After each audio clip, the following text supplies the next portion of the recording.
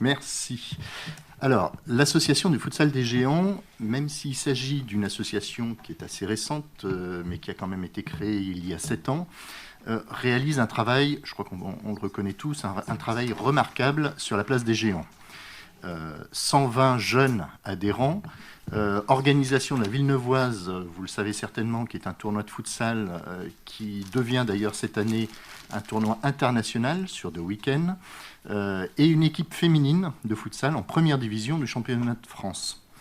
Mais une association et une réussite qui repose en réalité sur l'énergie, sur la disponibilité et l'investissement d'une poignée de jeunes bénévoles, parce qu'ils croient à l'impact éducatif de leur action. Alors, il nous est aujourd'hui proposé de voter une subvention de 4 000 € pour compléter une subvention de la métro et leur permettre enfin d'acquérir un minibus indispensable à leurs activités. Bravo et merci pour eux.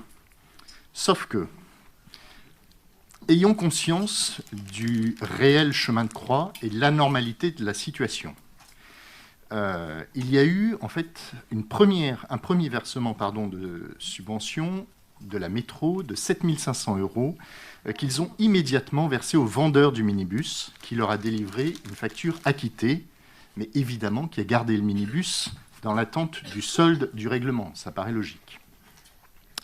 Et puis il y a eu un deuxième versement de la métro, donc le complément, à réception de la facture qui avait été délivrée, sans toujours avoir le minibus.